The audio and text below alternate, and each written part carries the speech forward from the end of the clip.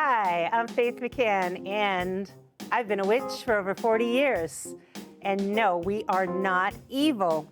Learn more about the magical world and how the magical world affects your world right here on The Magical Alternative.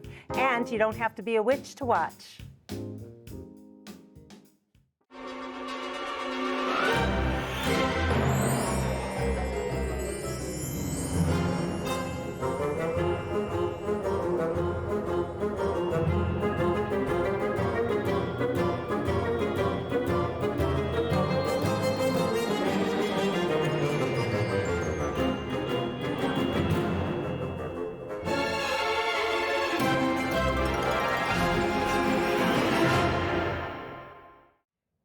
Hello, magical ones, and welcome to The Magical Alternative. I'm your host, Faith McCann. And hola, bienvenidos a la Alternativa Mágica. Hello, crew. Tonight we welcome back November Sound, and our guest tonight will be another episode of Faith and Gavin Discuss with my good friend Gavin Bone. And in studio tonight, we have Jesse Muniz Poland here to discuss the Manchester Hispanic Heritage Festival coming up this September. So give them house applause. And we are in the hot, spicy, amazing month of August. And aptly, we are discussing all things hot, spicy, and magical. Now, magic from Latin America and the Latino culture, brujeria and regional folklore. Spanish witchcraft is deeply rooted in local landscapes and differs from the classic medieval devil-packed archetype which is associated with European witch mythology and folklore. Even though that mythology was made up and completely incorrect, the myths were resilient, and still to this day, people believe the devil worship concept. In Galicia, Spain, migas, good witches, are known for healing and purifying. In the Basque Country, historically, midwives and healers were honored and highly respected. In Hispanic and Spanish cultures, they embrace practical household magic, hechizos. Common everyday traditions include placing a glass of water under a bed to absorb negative energy, or even rubbing an egg over a body for spiritual cleansing. And we'll talk more about that because there's a lot of misunderstandings about some of these traditions.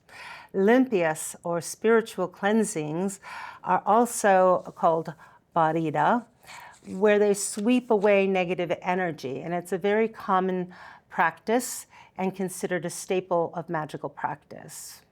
Now, barrida involves gently brushing a person or a room from head to toe with a bunch of herbs like rosemary, basil, or in this case, rue, or ruda.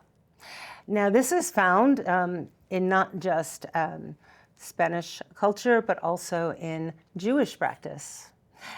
We work with rue very often. Now, it's very important. You can buy this in your local nursery, but you must be very careful because this can be a very dangerous plant. It's not that it's poisonous. As a matter of fact, some people will actually use this in some cooking. But when you plant this, it'll grow into a beautiful hedge. The problem is if you were to trim it and get the sap onto your skin, it could cause second-degree burns. And people have ended up in the hospital because they've worn short sleeves or shorts while trying to trim bushes of rue in their garden. So you need to be very respectful of this plant. Other ways of doing the barrida, which is the cleansing or the sweeping, is using a raw egg or a lemon to absorb bad vibrations and other negative energies. The queimada, a famous magical ritual from Galicia that involves setting a fiery alcoholic brew alight while a spell is spoken to protect the drinker from evil spirits. And it will also protect you from any of the alcohol that might have been in the drink. So if you're going to do that, don't expect to get anything else from the drink. And witchcraft in Latin America, known in Spanish as brujeria, is a blend of indigenous, European, and African beliefs. Indigenous cultures had spiritual practices centered around nature and healing, while the arrival of Africans brought syncretic religions like Santeria and Candomblé. A male practitioner is called a brujo, and a female practitioner is called a bruja. And I do apologize for my poor Spanish. I do not speak Spanish. Across the Afro-Latin diaspora, many forms of spiritual practices have emerged. We have Cuban Santeria and Brazilian Candomblé and Umbanda, primarily from Brazil. What sets the witches of Latin America apart from their European counterparts is the blend of religiosity and spirituality. Latin American witches are rooted in African magic, European spiritualism, and indigenous practices, making their practice an integrated version of spirituality. Witchcraft in Mexico comprises various traditions, rituals, and beliefs. Some magical beliefs came from Spain to Mexico, such as the limpia and mal de ojo. Limpia or barrida is the cleansing ritual I talked about, practiced in brujeria, and the word limpia translates to clean, and barrida means sweep. The practice is intended to cleanse someone of negative or unwanted energies or curses. Now, this ritual involves the client either sitting or standing, being swept from head to toe with a broom typically made with herbs. The purpose of the ritual is to remove negative energy and bring on spiritual strength. This is typically done by a very advanced practitioner called a bruja. And while there are various ways to perform the act, the ritual can also include the use of the lemon or the egg as a means to sweep away the negative energy. Now, when we try to get rid of the bad eye or the evil eye, that is called the mal de ojo, also found in the Middle East and along the Mediterranean, and the evil eye is familiar around the world today. The belief is that someone can cause another person or object to become ill or damaged by staring at them with a malicious intent. But interestingly, it can be done intentionally or unintentionally. So even staring in admiration might cause harm. So to prevent or combat this, the person who is staring may touch the affected person or item, then the bad energy is removed. A folk remedy similar to limpia called barria con un blanquillo, which is specifically to sweep with an egg to treat illness or ailments caused by the evil eye. The bruja is to take an egg, use it in a sweeping motion away from the person while that person themselves is reciting a chant or a prayer. Then the bruja cracks the egg into a glass, a jar, or a bowl of water. The egg is carefully examined by the wise woman to see if the harm or negative energy has been removed from the client. And another method of removing the evil eye can be done by a bruja taking a live chicken, usually a black hen, and waving it over a client to remove the evil energy. All of these are what we call in the magical world sin transference. There's so many different Latin countries, so they all have different types of magic. In Brazil, for instance, simple household magic, known as simpatias, consists of accessible everyday spells that blend Catholic, indigenous, and Afro-Brazilian beliefs. These rituals use common domestic items like sugar, salt, and plants to attract luck, heal minor ailments, and protect the home. Some common categories of simpatias include for financial luck and abundance. A popular ritual involves eating or serving gnocchi on the 29th of the month, which is a, if you're familiar with gnocchi, it's a small, like dumpling. I love it personally. And often you place a banknote or money under the plate while you're eating that, and that is to attract money. Another superstition that some might be very familiar with warns that putting a purse or wallet directly on the floor will cause you to sweep away your wealth. So keep your pocketbook or your purse or wallet on a table or a counter. When it comes to love and relationships, many charms involve saints, such as placing an upside-down statue of St. Anthony in a glass of water until a romantic partner is found. To clean and cleanse your home and to bring protection in and to keep the evil eye away, some households will utilize what is called the Sword of St. George or the snake plant, and they place them near the entryway or burn herbs and incense in the corners of the house. And for emotional balance, placing fresh white flowers around the living room during the new moon is believed to absorb tension and create a harmonious environment. In the Andean regions of Peru, particularly around Cusco, spiritual practices revolve around the veneration of Pachamama, Mother Earth, and Apus, mountain spirits. Ritual offerings called despachos are a central aspect of these practices, where individuals offer items such as coca leaves, food, and alcohol to these deities in exchange for protection, good fortune, or healing. These rituals demonstrate the deep connection between the spiritual world and nature and the indigenous people's beliefs. Household magic in Peru blends ancestral Andean spirituality with colonial Catholic traditions to protect homes, invite prosperity, and cleanse negative energy. Common practices include burning protective herbs, burying lucky amulets in the foundations of the house, and carrying talismans. You can protect your home by using a bundle of purifying herbs like ruda or eucalyptus to sweep out heavy energies and cancel bad vibes from rooms. And herbal salt smudging. Many of you have heard of smudging, and many have used salt, but to combine the two of them together, coarse sea salt mixed with rosemary, mint, or lemon peel zest is sprinkled on or burned on hot charcoal near doors and windows to ward off nightmares and psychic attacks. And hanging amulets made with star anise or dried citrus in entryways to protect against spirits, gossip, and nocturnal pests. And bright red and black Amazonian seeds are widely cultivated and used as charms. They are kept in kitchens or woven into bracelets to attract positive energy and good fortunes.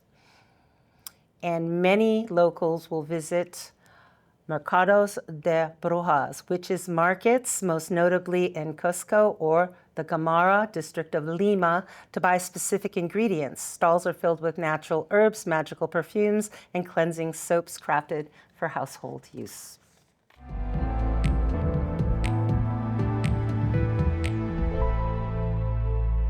And welcome back. Now we have, for your listening pleasure, again, November Sound. Give them a hand.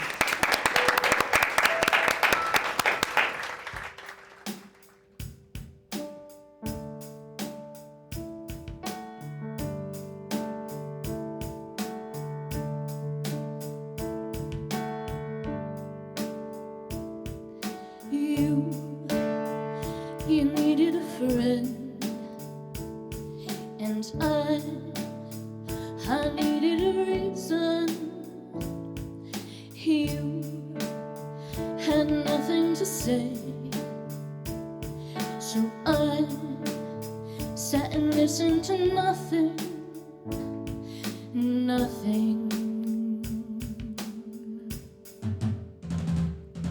And I'll carry your burden gently into the night. And I'll help you to see the wrong, but I can't make it right. And I'll carry your burden gently into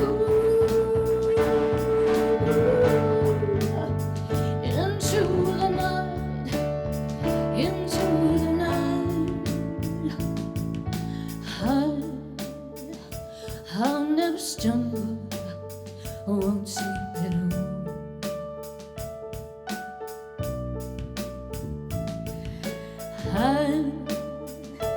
I'll never slumber, I won't sleep at all.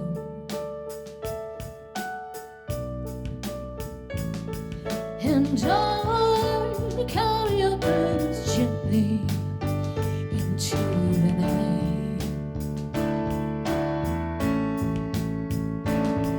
And I'll help you forget the wrongs, but I can't make them right. And I'll carry your burdens gently into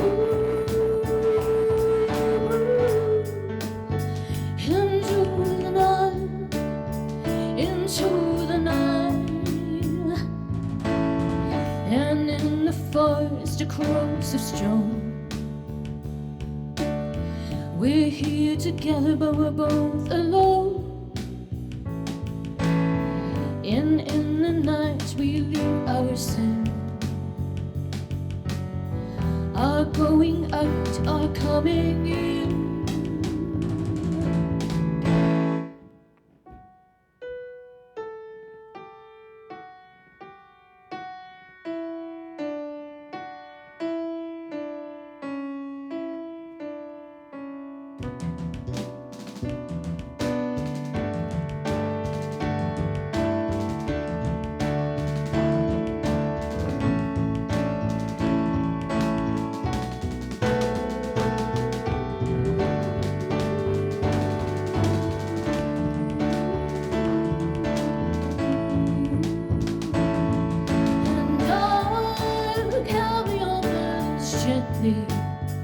Into the night.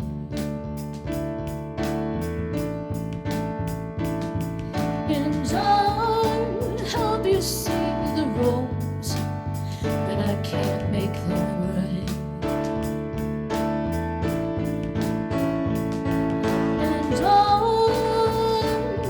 I'll carry your burdens gently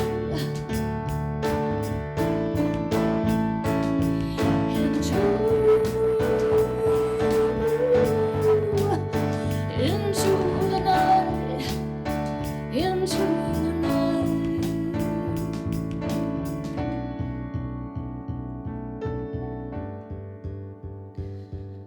You had nothing to say,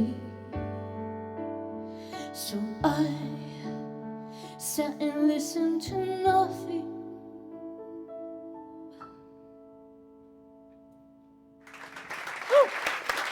Oh, wow.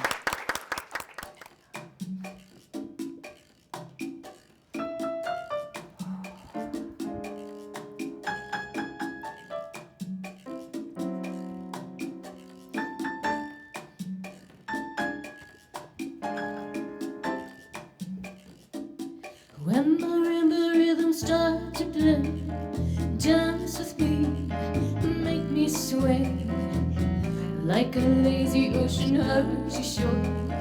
Hold me close, sway me more, like a flower bending in the breeze. Bend with me, sway with ease. When we dance, you have a way with me. Stay with me, sway with me. Other dancers may be on the floor, dear, but my eyes will see only you. Only you have that magic technique.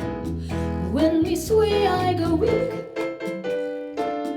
I can hear the sound of violins long before it begins. Make me thrill, only you know how. Sway me smooth, sway me now.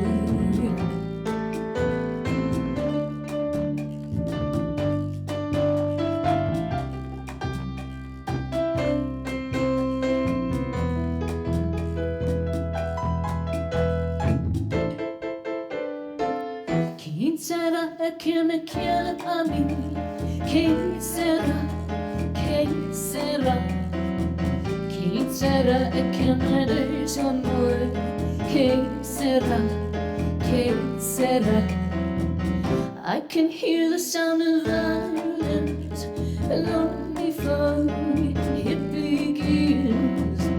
Make me thriller, only you know how. Sway me smooth, sway me now. Yeah, so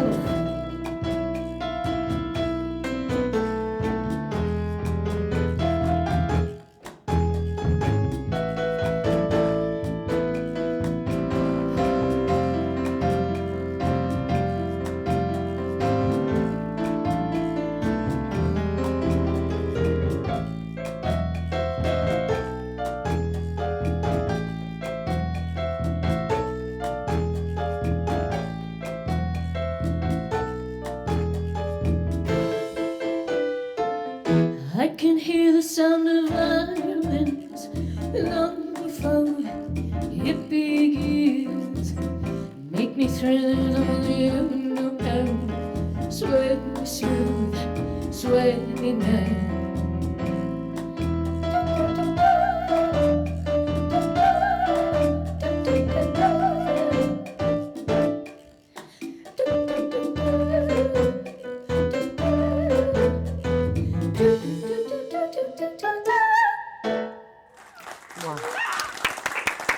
Now our guest for tonight to talk more about Hispanic Heritage Festival, the one coming up in Manchester in September this year.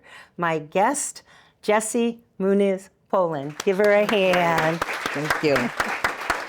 Tell me more about Hispanic Heritage Day in Manchester, Connecticut. How many years is this now? Manchester, I'll tell you what, and I know I don't have to tell you this because you know and we've seen it. Manchester is so supportive Yes. of anything that's cultural or community based. We started in 2019. Maria, Dr. Cruz, Oh, yeah. and I were like, we don't have anything celebrating our culture here. And we have 22 Spanish-speaking countries. And we have a lot of Latinos in Manchester and East Hartford.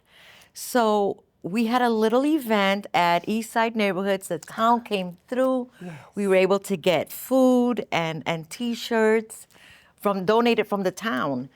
And we had like 50 to 100 people. Wow. But we had a lot of vendors. 5,200. 100. Only 100. Oh, 100. That's it. Okay. Yeah, yeah. All right. But for us, that was a lot. Okay. Because we weren't expecting You meant it. 50 to 100. Oh, Yes. 5,200. I was like, wow. Oh, I may I see? I see, I see. Get it. We got it. 100. Okay. All right. Inside joke. Okay, yes, got it. So But we 50 were, to 100 the first year. and we were happy. Okay, that's great. We were happy. First year, that's pretty good. So then COVID happened Ah, in 2020. yeah. And we could have nothing. And then in 2021, it was still very difficult. So we had a smaller gathering at Mahoney Rec Center. Okay. But then the following years, we were able to have them on East Side neighborhood, which we loved. So one year, the Wall That Healed came to Manchester. Oh, yes. And their event at Charter Oak Park was at the same time as our Hispanic Heritage Day up on Spruce Street. So what ended up happening was people really came together and shared with us and went from the Wall That Heals up Spruce Street to get food from our event. So we had over 2,000 people that year. And it was wonderful. It wasn't taking away anything from the Wall That Heals, where I volunteered at, and Hispanic Heritage Day, because intersectionality is so important when it comes to communities. absolutely. So it was magnificent. So each Just fed the other. fed the other. Oh, I love And that. that's what we love in Manchester. Yeah. So Hispanic Heritage Day brings small organizations, big organizations. It's from 2019 to 2026. It is a curated list of Manchester's biggest supporters. And where is it going to be held this year? At East Side Neighborhood Centers. This year again? Yes. Oh, that's Yes. wonderful. I'm hoping, do not quote me on that, because things do change. But we're planning But we're on the planning east at East Side. If not, we will absolutely have the date for you. And this is going to be September September 19th. September 19th. Yes. Love So that. Hispanic Heritage Day, Teddy Roosevelt gave the Latino community, it was a week. It started off as a week. And then President Reagan said, well, a week's not enough for all the contributions the Latino community, the Spanish community, and the Hispanic community have done in the United States. And we can talk about the three different Oh, yes. names. Yes, yes. And he made it a month. So because a lot of these countries had their independence during September 15th and October 15th, some people are like, why the middle of the month? No. Because that's when they received their independence. And we wanted to include them. Yes. And not we, President Reagan wanted to include them in that because that's important. Your independence is it's It's important. very important. I mean, this is what we're celebrating. This is being taped in July, but it's going to be. It's important, yes. Yeah, right now is coming up to July 4th. So you but notice this I is gonna said be for August. Spanish, Yes, Latino, yes, and Hispanic. yes. Now, they're not interchangeable. Okay, so explain to our Because viewers and me the Spanish, difference. if someone is Spanish, they are traditionally from Spain. Now, we all speak Spanish. We tend to say that Latinos from the Caribbean speak a dialect because we don't speak like Mexico and we don't speak like Spain, which is where the original language came from. We speak a dialect and we make up our own words sometimes. And if you live in the United States and you're from a Latino American country or the Caribbean, you tend to speak Spanglish, which is Spanglish. Spanglish is we don't quite know the word in English. So we'll say it in Spanish, but we'll say the whole sentence in English. So we'll say something like, I'll never caerme, which is stumble, because I may not remember the word stumble. So I'll say the whole thing in English, but amongst each other. We don't do it with people who are only English speakers. We do it amongst each other because we'll know. You'll know. Oh. And we know that we don't know the word stumble in English, so we'll say it in Spanish, but our community knows. So we do tend to speak a lot in a Spanglish. It's like the Gen Z. They have their own language. Yeah, but this goes way back from when people first hit the United States because we were learning a different language. Yeah. And it became part of our culture. Wow. Spanglish, it is It symbolic reminds with me Latinos. A little bit. It reminds me, and I can check with Rabbi about that. It reminds me a little bit of Yiddish. So yes, How it's exactly like blended that. with the Hebrew and then some Polish and then some Russian Exactly. and some American and Literally, that's it. wow. That is exactly what Now it I is. get that because that's from my family. Yes. I mean, So we do that. I love that. And then Latino America, Yeah. Latin America, those are Latinos. Yeah. And the Caribbean is Latinos. We're Latinos. And then Mexico, they tend to use, and this is how they traditionally use, they're Hispanic, Hispanos. Okay. I am Latina. I'm not Spanish Okay. because I'm not from Spain. That is not my culture. We seem like we have the same culture. We do not. I've learned that doing my research, and I think this whole idea, not just the Hispanic Heritage Day came up, that I wanted to interview you, but a year ago I was in New York City. I went with friends, and I just happened to go during. Puerto Rican Day Parade?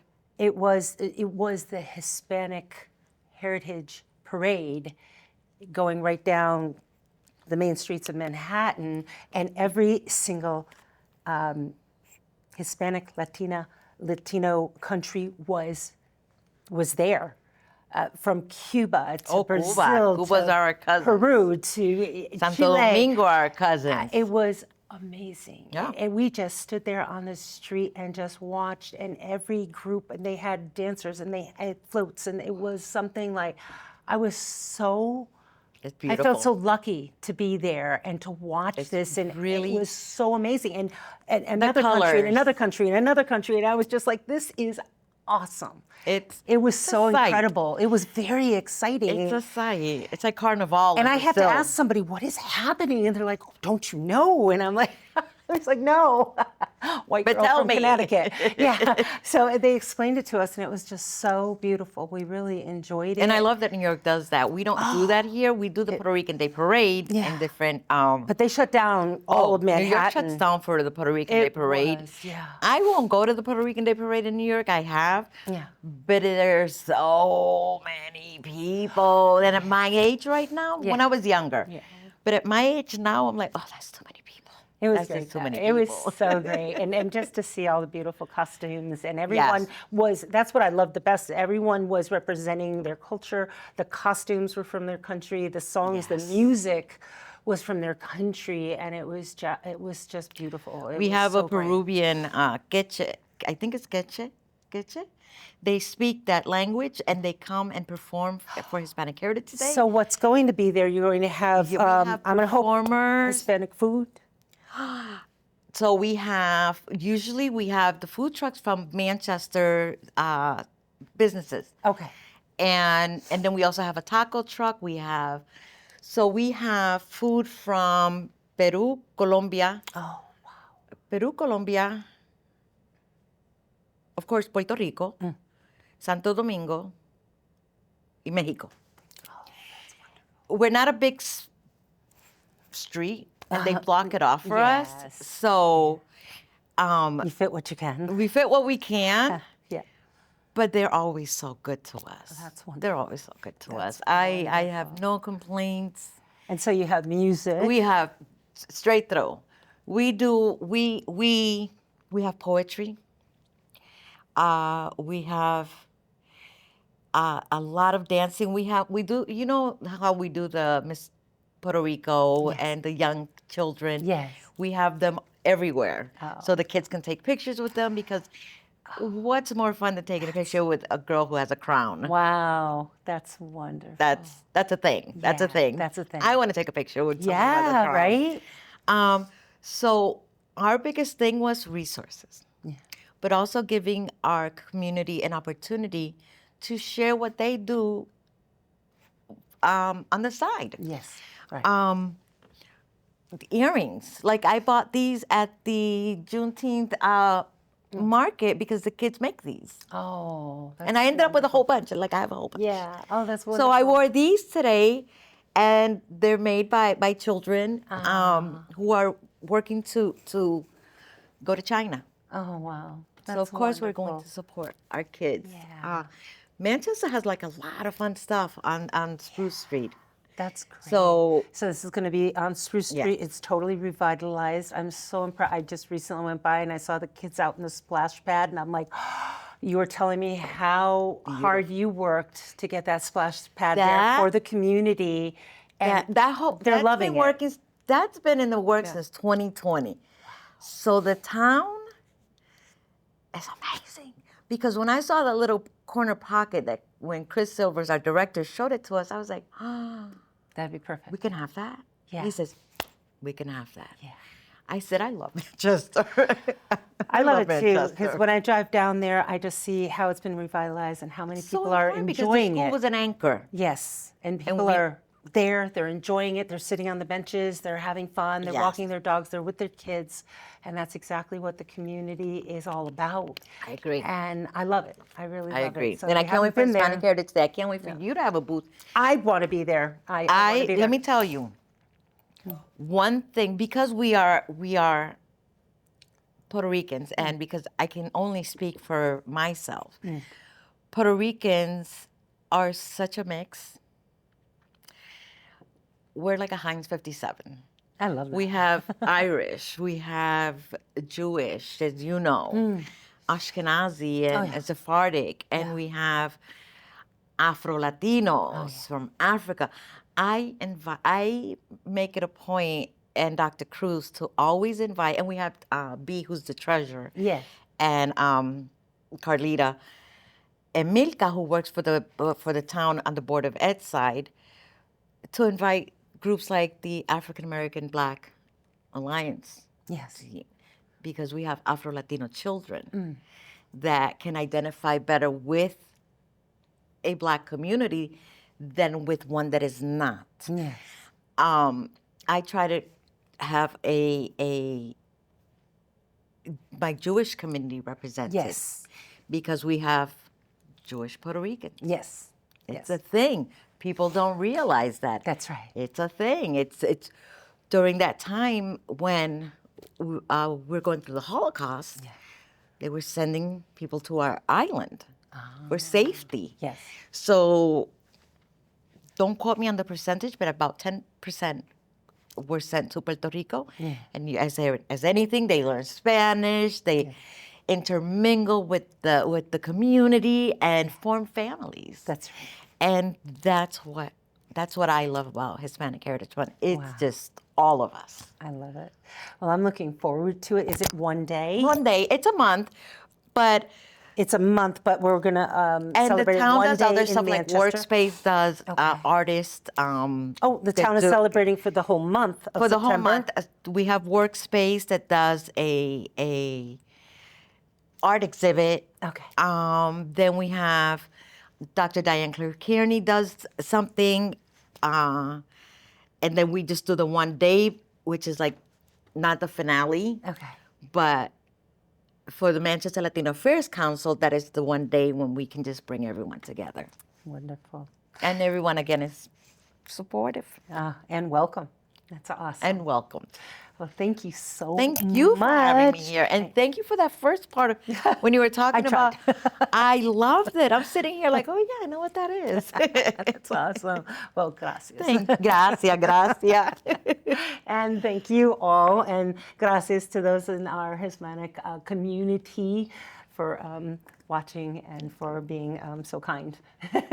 It's to appreciate that. I don't speak Spanish, but I'm trying to spread the word. So look up the Hispanic Heritage Festival in Manchester this coming September 19th. 19th. Awesome. From 11 to 3. 11 to 3. That's great. Well, thank you very much, everyone. Give a hand to my friend Jessie Quillen. Thank you. Thank you. That was awesome.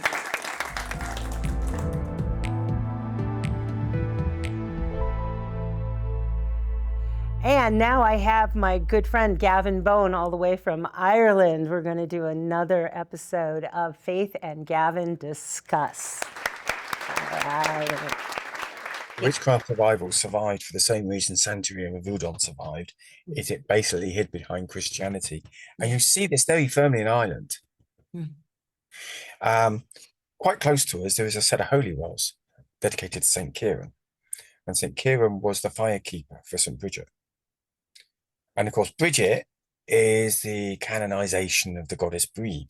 Breed, yes, in Ireland. Right. And if you go there, there's it's beautiful. It's actually it's where it's called. They're called wells, but they're actually a set of springs, 3 springs, and there's a little oratory at the top of this. What was originally a Stone Age burial mound again, and they took the stones and they built an oratory up there. And if you go there, you will see folk magic there all the time. Really? Now, you can go up there and you can know immediately if there is an outbreak of head lice in Kells at the schools, because inside the oratory, there will be loads of combs Cones. for combing hair. It's sympathetic magic. These people doing this are all good Catholics. Yes. But this is actually magic. This is actually folk magic going on. Yeah. When it's coming up to July in the exam times, there's lots of pens. Ah.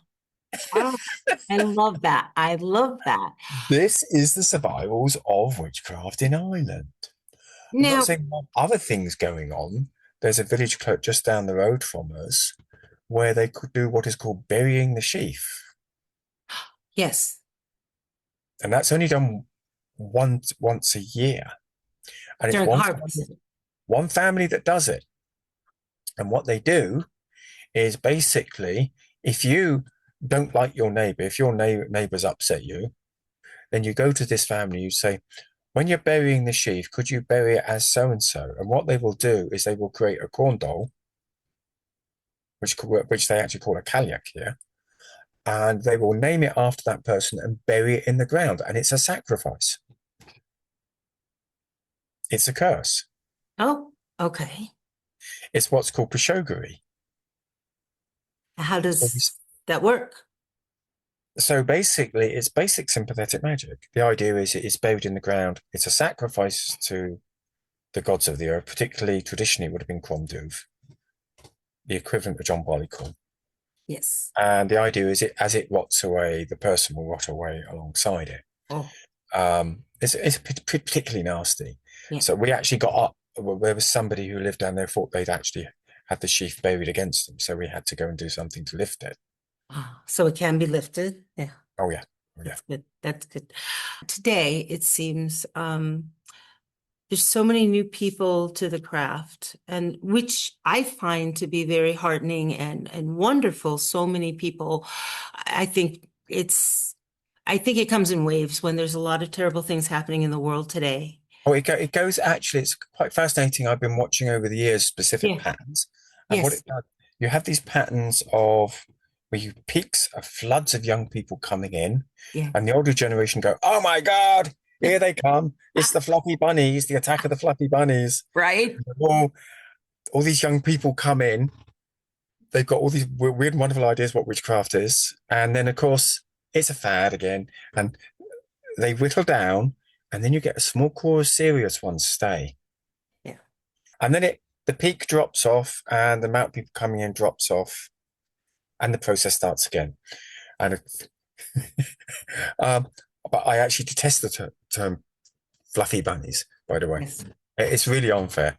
It's hysterical because a lot of those fluffy bunnies that I remember from the 80s and 90s are basically well-established authors now. Ah, that's wonderful. Have you noticed the Chris Penzac.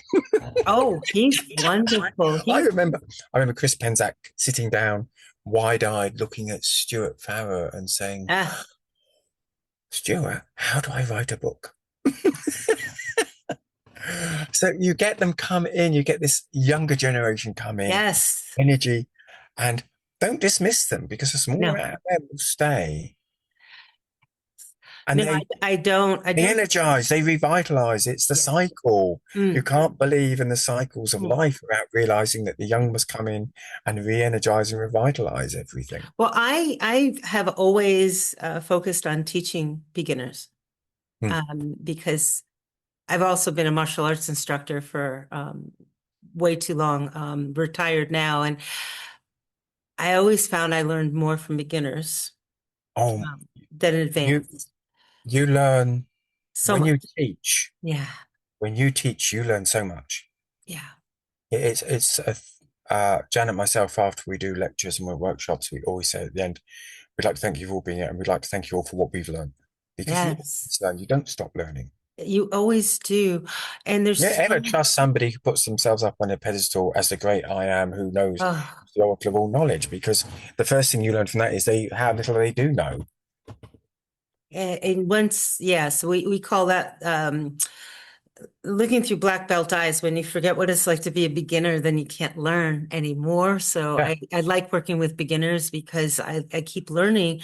But I've seen that in this wave that's coming in now, there's maybe it's because of the nature of the world today, but there seems to be a strong desire for at least on the social media forums, all the beginner witchcraft forums that I read all the time, a desire for revenge, dark magic.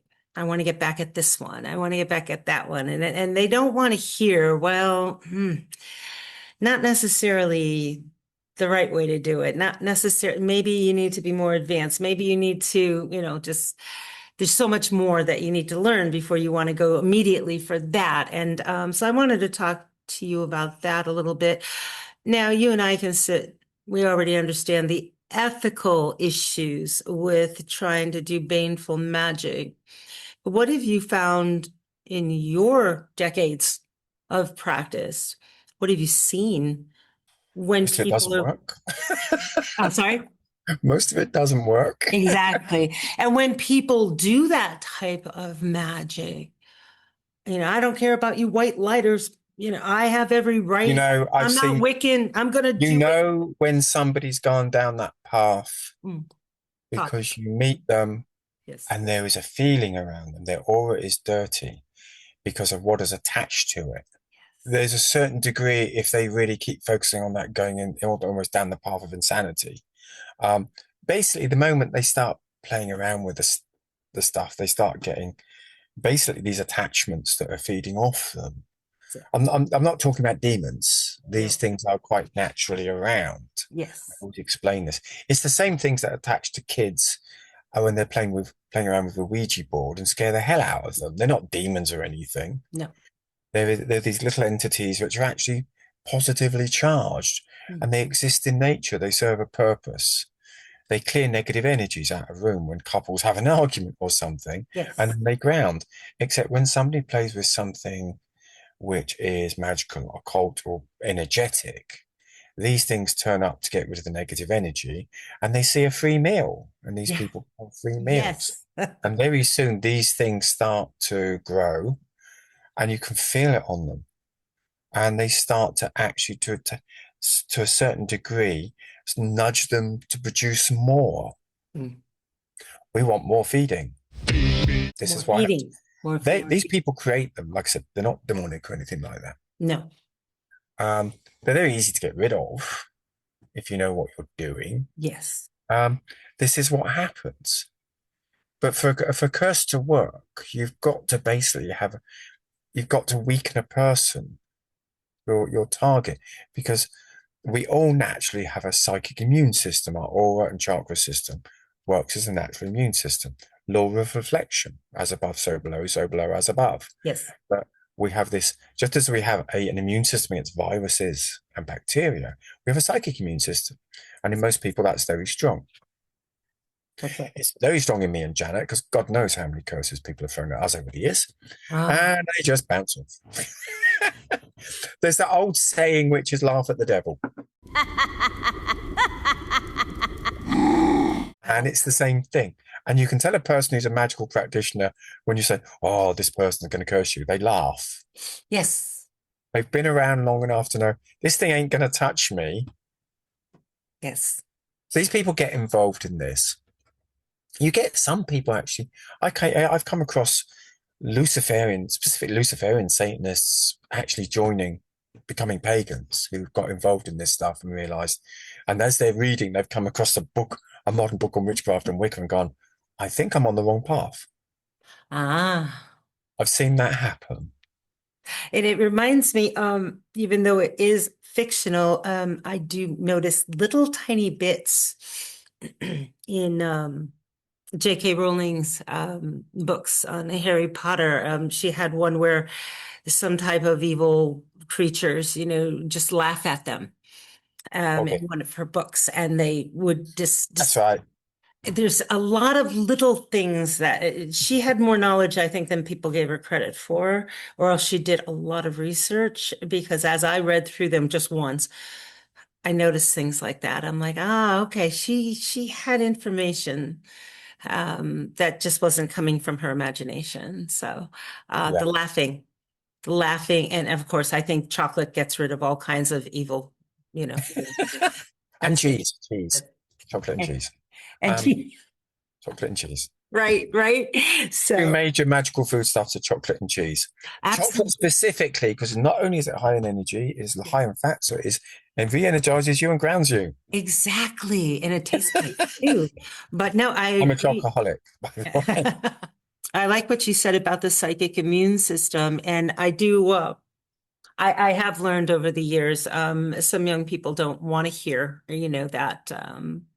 Those type of negative, baneful things won't work. But as yourself, I've noticed over the years that they don't really have much manifestation. Then things will start turning back on them. And then I notice it's like an elastic band. If it doesn't hit the target, it goes back to sender. Exactly. Because I tell people, if they always understand the basic physics. You know, if I send out a love spell, it comes back to me. Yes. If I send out a money spell, it comes back to me. Yes. Why would it occur or something negative defy the laws of physics and not come back to me? And they stop for a minute, like, what? I never thought of, well, I'm mad. They deserve it. And I'm like, the universe doesn't care. It's the same laws of physics. You know, you can say I don't believe in gravity. It doesn't mean you're going to start floating, you know, but they don't want to hear that. But what I have found, and I don't know if this is written anywhere, I believe I read it somewhere a very long time ago, that if you continue to send out that negative magic,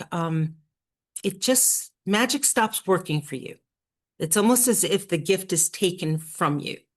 And then the people that I've run into years later will say something like, well, I don't do that anymore. I don't do magic. It doesn't work. It's all a scam. I don't, you know, I'm not into that anymore. And it's like interesting, because they had gotten into a place where they want to send out this negative stuff because, you know, they were just so emotionally driven, rather than thinking about it, keeping control, discipline, focus, and, you know, I'm going to get back at that person. And I think the problem is that people forget magic's a tool, exactly. and they It's a think tool. they should be doing magic every weekend. But Yeah. I always liken it the lightning flash. The lightning flash always takes the shortest route. So magic is to a certain degree the last resort. Right. You If you can can't do it mundane, If you do it mundane, you do it mundane, you do it. right? Okay. I mean, and I have the viewpoint, if you're not willing to take a gun and shoot somebody, don't curse them. Exactly. Exactly. It's the same thing. Of course, you're gonna miss with the curse most of the time anyway, Yeah. unless you actually really do know what you're doing and know how to do it. Exactly. Most of these people don't, because they don't think in a logical way when they're doing it. They're thinking emotionally. Exactly. The most dangerous people to do curses are the people who do it methodically and logically Exactly. from an Yes. emotional place. There's also the issue of what actually is baleful magic. I mean, you've got to look at the fact that one person's are binding and asking for justice is another person's curse from their perspective. I've worked a lot with training people in Italy, and part of that was doing a whole seminar on ethics, on when you should and shouldn't curse. And that was a really eye-opener for me, because their view is, I did the whole thing against white, you know, Yeah. the whole thing. If you shouldn't shoot, would you, don't curse somebody if you wouldn't shoot them with a gun. How many of you would shoot this person with a gun if you found them? They all put their hands up. Oh, If I had wow. a gun, we'd go for it. I mean, this culturally what is a curse. I mean, it's completely acceptable. Well, I know I've been If you feel studying justified. Kabbalah for a long time now. And in the Jewish mysticism tradition, you know, with the golem and things like that, you know, they have an area where, you know, because of their culture and the anti-Semitism and the hatred that they've dealt with, there's an area where to curse The is Jewish protect. version of the Ten Commandments and the Christian version of the Ten Commandments are two very different things. Very different. And their version of cursing is to protect, to keep that That's right. ridiculous, prejudicial harm away. Yeah, the Golem of Prague. Yes, yes. Yeah. So again, I think it might come down to semantics. What one person thinks as a curse, another person is like, I need to keep my village, my people safe. Yeah. So yeah, like you said, culturally, maybe we're looking at the words differently.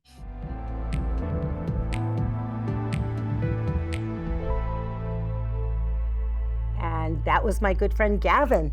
Thank you very much, Gavin. Always enjoy talking with you. I appreciate it. Thank you. I hope you guys enjoyed that. If you'd like to find out more about me or enchantments, check out my website, enchantmentsct.com, and send any questions you might have to our email at enchantmentsct@gmail.com. Is it your dream to be on television, to have your own TV show? If so, how do you do it? Contact the public access television station in your town, have a concept, get some friends together, and they will help you make your dream a reality. I want to thank everyone on the crew at CVC, November Sound, and as the great late John Lennon said, peace is not something you wish for, it's something you make. Let us keep praying for peace in the Middle East, peace around the world, and peace right here at home. And for my people in Ukraine, Slava Ukraini, America Vizami. Thank you for watching. Be safe. Have a beautiful rest of your night, and peace.